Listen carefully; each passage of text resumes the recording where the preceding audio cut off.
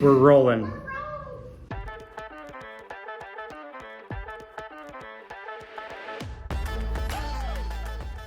Hello everybody and welcome to our latest installment of 15 for 4:30. I am Heather Hunter of Synergize. You've seen my face on a few things before. This is Zoe Stanton, also representing Synergize. And we are going to be talking about dogs today. I have with me Justin Style, who is representing Homes with Style, and he is our impact sponsor for this month. And also Officer Sarah Livingston, and she is representing the Carmel Police Department, who we are benefiting in December at our 4:30 meetup to help get the police department a therapy dog, much like Zoe, but a little more professional. Justin, I'll start with you as the impact sponsor. What made you want to sponsor this event? How'd you get involved with Synergize? Introduce yourself a little bit. Well, thank you for having me. So, Justin Style, Homes with Style, a residential real estate, and I've been a part of Synergize for a couple years now, and it's just a place that you can meet a lot of great people, great relationships, and an opportunity to give back. And so I saw this as a place that I could be able to help, and we have a family dog at home, and it's probably therapy. Just knowing that my kids love on Lucy, and just excited to be able to help out. Cool. What kind of dog is Lucy? So Lucy is a mix. We picked her up. She's a mutt from the Humane Society, and black lab border collie. So super smart dog. You can Lots of energy. Lots of energy. Super smart, and just always there. And a dog's tail never lies, and that's Lucy. Like her tail is she's always happy. Aw, that's so cool. I love Lucy. Sarah, what about you? What's your story? So I've been on the Carmel Police Department now for 18 years. I've worn a lot of different hats. I was on the road for a short period of time. In 2009, I joined our Criminal Investigations Division, and I investigated crimes against children, and then other personal crimes, burglaries, death notifications, batteries, sexual assaults, things like that. And I felt like I wasn't doing enough, and there was an opportunity for me to join the school resource unit. And I took that opportunity to love on kids and to bridge that gap in our community between the police and our youth. And COVID hit, and everything kind of fell apart, right? Not just within the community, but just I think mentally for people, not just our officers, but our community members as well. And I felt the need to do something more. And in October of 2020, I attended a training in resiliency, and somebody that was in attendance had a therapy dog. And this resiliency training forced all the attendees to kind of lean into the uncomfortable and talk about their traumas. And this dog went around the room and just nuzzled up to anybody that was talking, whether they were nuzzling against their leg or, forcing their little hand up for a pet. And it's so much easier for these people to just let go of their trauma. That we need this. Like, this is an amazing thing. Our officers, bury a lot of stuff down. And I think that having a therapy dog would allow them to release some of their trauma, but I also saw it as a way to positively connect with the people in our community, right? So we have a lot of mental health calls, a lot of people asking for assistance with their mental health, so I thought it would be an awesome opportunity to have a dog assist with that and break down that stigma of getting that mental health help. Yeah, that's really cool. And you were inspired in part by Noblesville's dog too? Yeah. Luna. Canine Luna and her handler, Ben Luger, have been really, really successful. I talked to Officer Luger quite a bit, and he's had a lot of deployments with Luna, so she goes with him to various critical incidents, or like I said earlier, those mental health calls where people are not quite sure if they want to go to the hospital to get the help they need. But Luna being there kind of breaks down those barriers, and they really open up to the possibility of getting the help that they need. And then let's say an officer has a bad day, then Luna comes in, and he said that officers like get on the floor and play with Luna and pet and love on her, and then they're able to go and finish their shift. And that's helpful because you have healthy officers, you're going to have a better response to the public, and I think that's what we need right now, right? Is to regain that trust of our citizens that we're here to help them. Yeah, that's so true. So would this dog have a handler, or would it kind of float between people? How was that? So the dog would have a handler, and then depending on the where we get the dog from, you can certify up to 2 or 3 other handlers. So if the primary handler isn't available for whatever reason, but the dog is needed, then a secondary handler can come take the dog to where it's needed and do what they do. That's good. That's cool. Yeah. So how much is it going to take to provide this service to the officers and the community? So doing some research, different vendors, charge different things, but the common denominator, the common number that I'm seeing is anywhere from $15,000 to $20,000.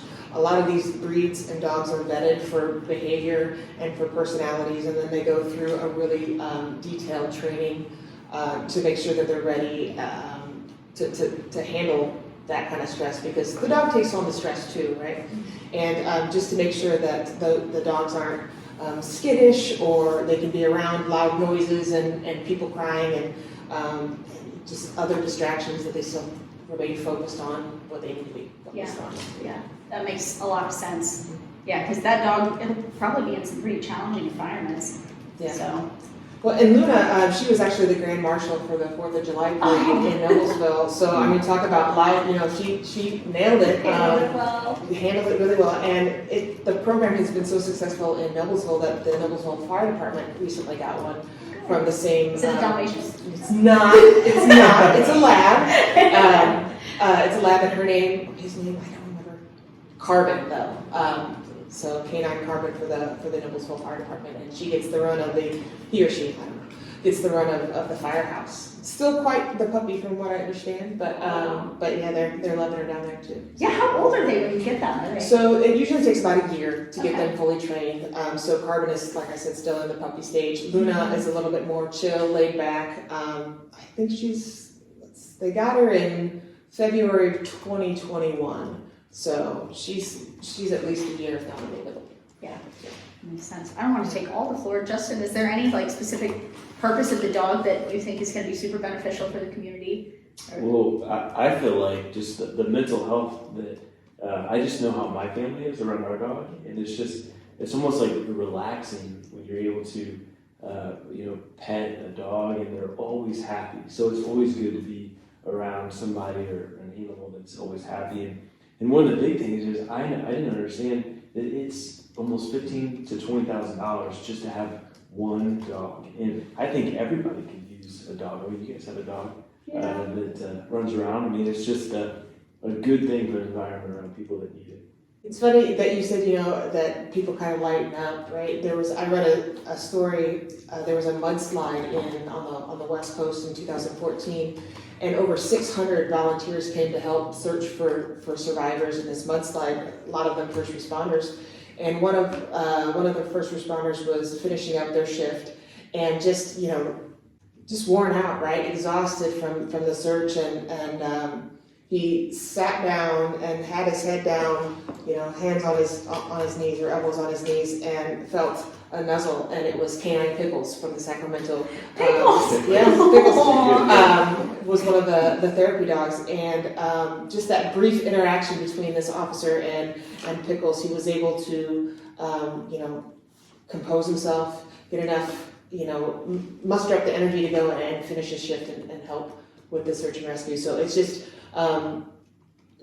dogs just have this amazing way to just make things better, right?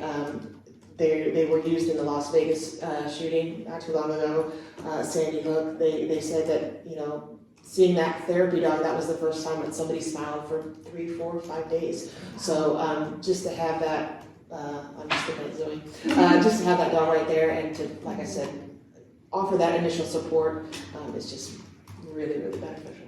Yeah.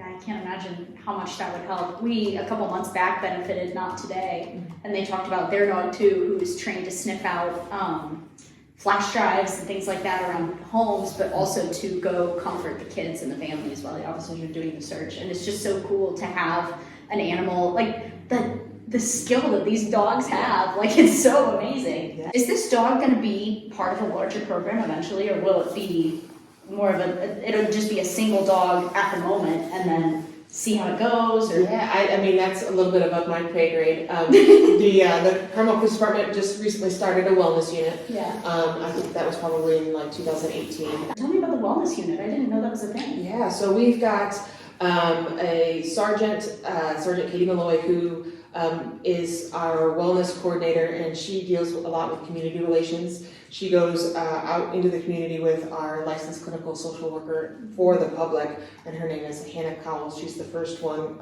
at our department that actually goes on calls with Sergeant Malloy to assist and basically provide services to those that need it.